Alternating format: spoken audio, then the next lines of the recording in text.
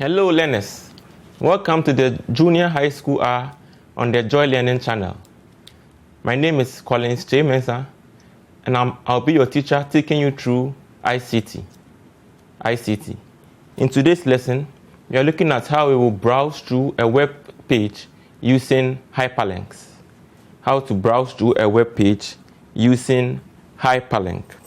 And by the end of the lesson, you, the learner, will be able to define a hyperlink. You will be able to define a hyperlink, and then you can identify the differences between an email address and a website address. An email address and a website address. You will also be able to define a website and define the parts of a web address, a website and the parts of a web address. And finally, you will know the features of a website address. The features of a website address. Now, we will look at what a hyperlink is. A hyperlink. When we say a hyperlink is likened to an elevator. You enter a story building about 10 floors, and you want to go to the 9th floor, but you're on the ground floor, you use an elevator. That's how the hyperlink is likened to. Clicking on a hyperlink will take you to your desired or to your preferred location. In that same way, clicking on the number on an elevator will take you to the floor number. So when we say a hyperlink, we're talking about the location on the internet that contains jumps to other web pages. It contains jumps to other web pages. A hyperlink on a web page can be in the form of an image, can be a phrase, can be a word. So if you click on a phrase and the cursor turns from the normal select or the arrow cursor into the link select or the arrow cursor, it means that particular information is a hyperlink. In that same way, you click on an image and the cursor turns to a link select, it means that particular image is a hyperlink. Clicking on that hyperlink will give you extra information about the particular phrase or about a particular image. Good. Now let's look at the steps you will follow to browse or to use a hyperlink. To browse through a hyperlink, you have to open the web browser. You open the web browser. As we said in our previous lessons, a web browser is a software that is used to access the World Wide Web. So you open the web browser, then you type your website address. Addresses are typed in the address bar. When we looked at the browser features the last time, we saw the address bar as the space provided to type your website address. So you type your website address and then you locate the particular link you are looking for. You will see an image or a phrase or a word. How will you be able to identify if it's a hyperlink? By moving the cursor towards that particular information. And if it turns to the link select, then it means that particular information is a hyperlink. Good. Now, we can also manage web pages using a web browser. We said the web browser is a software used to access the World Wide Web. The web browser is the only software that can help us manage web pages, that can help us manage information on a website. There will be an instance where the user wants to open multiple web pages in a browser. It doesn't mean you have to open that browser 5 times. Maybe you want to access information from different websites. You want to access information from MyJoy Online, or you want to access information from BBC, or from CNN, or from Google, or from Yahoo. It doesn't mean you have to open the browser 5 times and each browser for each website. There is a feature in the web browser known as the Page tab. It is this Page tab that can help you to open multiple websites in the same browser window. So if you open Mozilla Firefox, you can have multiple web pages or multiple websites in the same window. The feature that will help you to open all these windows in the different all these windows in the all these web pages in the same window is the page tab. So you can open Facebook, you can open CNN, you can open BBC, you can also open Google in the same browser with the help of the page tab feature. The page tab feature. Now let's look at some terms you have to know when dealing with the internet. The first one we look at is browsing. Let me say I'm going to browse. To browse the internet simply means to read through web pages on the internet. You are just reading through a web page. You are not looking for any specific information, but you are just, as you say, scrolling through the web page to maybe to the end or something. That's browsing. But when you say surfing the internet, you are checking on the internet by looking for a particular or a specific information. Surfing the internet means going from pages to pages on the internet by using a hyperlink or by using a website address. So with the browsing, you are just reading through web pages, and with the surfing, you are actually looking for a specific information by clicking on a hyperlink or by typing your address in the address bar. Another term we look at is the web page. The web page is an information resource that is displayed or that can be accessed with a web browser. An information resource that can be accessed with a web browser. A web page in itself is a file extension. File extensions will help you to know the type of software used to open a particular program. Software used to open a particular file. So if the file has an HTML as the extension, it means that particular software you will use is the web browser. So the web page is the information displayed on a web browser. Then we look at the website. A website is a group of related web pages, or it's a collection of web pages. A group of related web pages or a collection of web pages. If you don't want to say a website, you can just say a site. Website or site. They are all accepted. Now let's look at the difference between a web page and a website.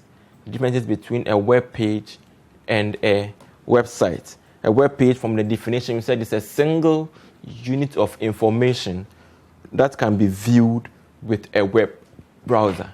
A single unit of information that can be viewed with a web browser.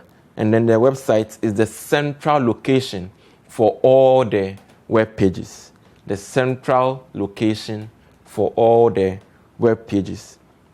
And the web page can contain a graphic, can contain text, and can contain a hyperlink. A web page can contain a graphic, when you say graphics, you are talking about images, can contain a text, and it can contain hyperlinks. But the website is a group of all these web pages. It's a group of all those pages that displays the text, that displays the images, and that displays the hyperlink. So a website is the collection of linked web pages. And then a web page is a subset of a website. Subset, it means a web page is located within a website. Then we also look at the difference between an email address and a website address. An email address and a website address. The first difference you can know is the fact that email addresses are recognized by the @ sign. They are recognized by the @ @ sign, and email and website addresses begins with the HTTP followed by the semicolon and the slash, the colon and the slash. So the first difference we look at is web email addresses are recognized by the @ sign, and website addresses are recognized by the HTTP. So we can have an example of email address, maybe x@yahoo.com. x@yahoo.com becomes our email address, and the website address will be http www.x.com or x.org or x.edu. We will look at those ones. So the email address has the @ sign, and the HTTP is contained in the website address. Then an email address normally belongs to an individual, belongs to a person, and the website address normally belongs to organizations. So in the previous ones where we have the x@yahoo.com, the x there represents a person. That person's name is the x. But if you go to the website address, the x there represents the organization. The organization here will be our domain name. We'll look at that one too as we go on. Then the email address can help you to send email messages. Use the email address to send email messages, but you cannot use the website address to send email messages. You can type x@yahoo.com in the compose dialog box. When you are typing an email, after logging in and clicking on the compose button, in the to field, you type the recipient's email address. So we type the x@yahoo.com in the recipient's address, in the to field, which represents the recipient's address. And then you cannot type www.x.com in the compose dialog box to send an email message. So that's the difference. You can send a message with an email address, but you cannot send a message with a website address. Let's look at our activity for the day. What is a hyperlink? What is a hyperlink? And then you state 4 differences between email address and a website address. 4 differences between email address and a website address. So quickly, you take a snapshot, then we proceed.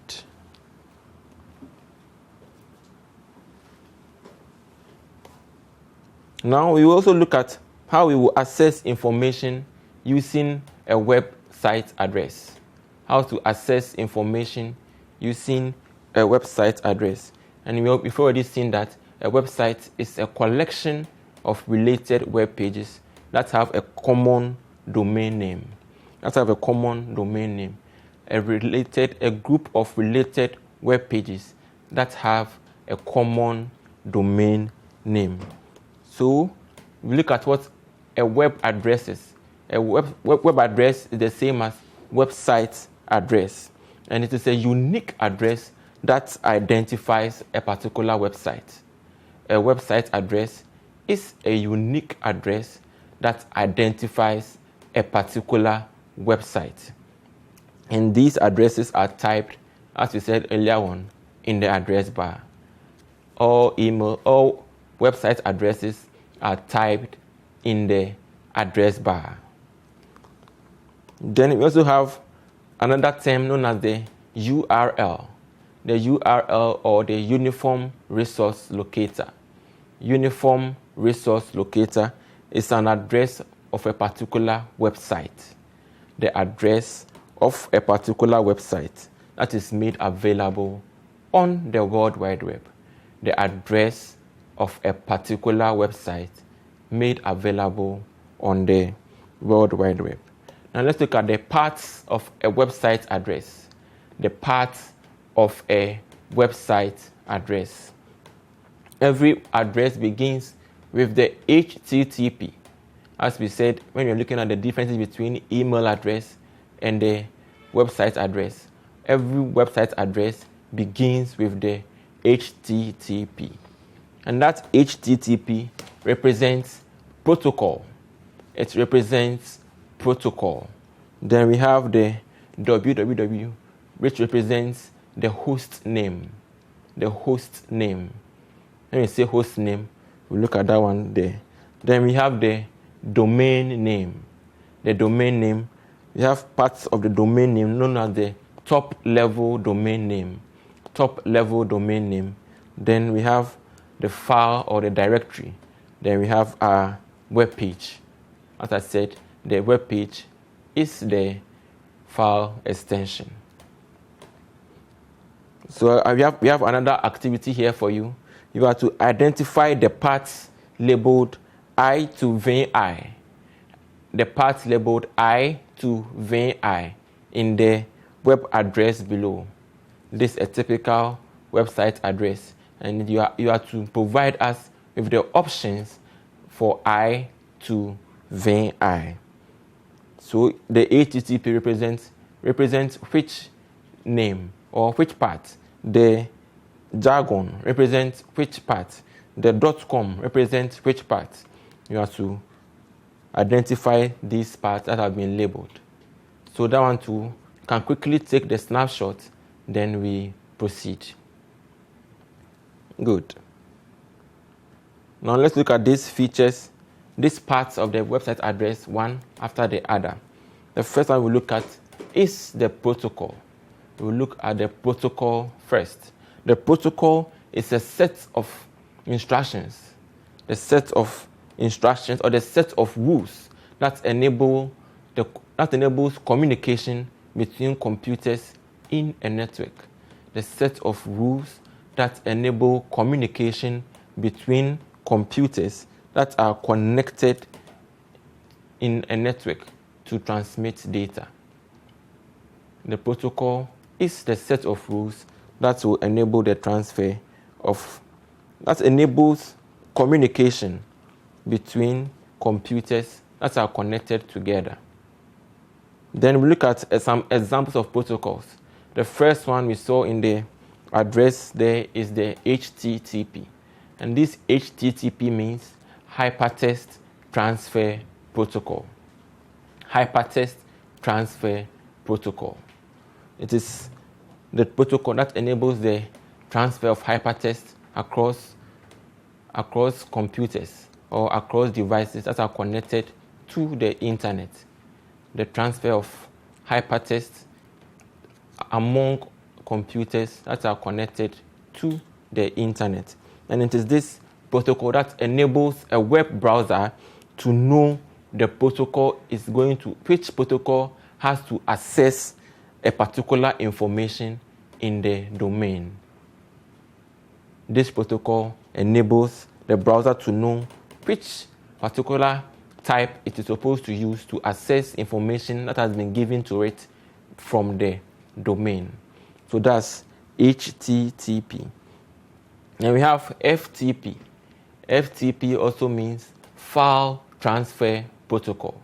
File Transfer Protocol enables files to be uploaded and downloaded over the internet. Anytime you want to download a file or upload a file, the protocol that is used or the protocol that helps you to do this assignment or that helps you to do this task is the File Transfer Protocol. And when we say uploading is the process of transferring information. It can be an image, it can be text, it can be video. Transferring information from your computer onto the internet. Transferring information from your computer onto the internet is referred to as uploading. Then the opposite is downloading. When you transfer information from the internet onto your device or onto your computer is downloading. So if you transfer files to the computer or to the internet, the FTP enables these transfers to be done. So we have the HTTP Hypertext Transfer Protocol, and we have FTP File Transfer Protocol. In summary, we have looked at what a hyperlink is. We have seen the differences between an email address and a website address. Then we have also seen the parts of a website, and we have been able to define a website, and we just saw the features of a website address. Hope you enjoyed today's lesson. My name is Collins J. Mensah, and I was your facilitator who took you through ICT. Have a nice day. God bless you. Bye-bye.